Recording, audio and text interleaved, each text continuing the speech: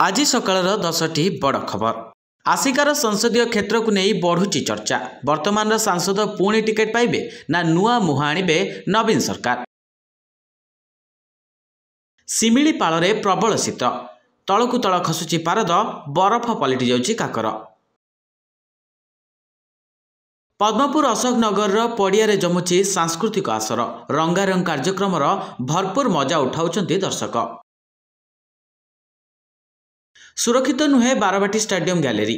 OCA साधारण परिषद बैठक में दिगला सूचना।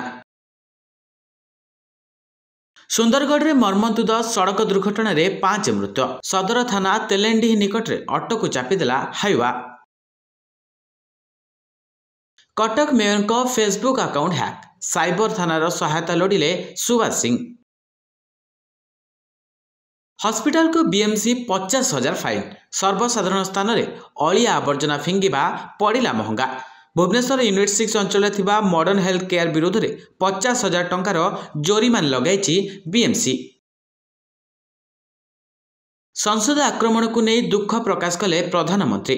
कहले यह पछरे कहार षड्यंत्र ताहा जानिबा निहाती दरकार। संदिग्ध काश्मीर आतंकवादी संपर्क में एसटीएफ चांचल्यकर सूचना। आईएसआई एजेंट को सह चैटिंग करुथिला मोस्ट वांटेड सईद ईशान बुखारी।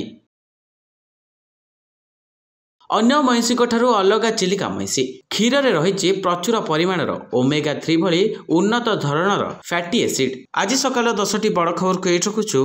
नमस्कार।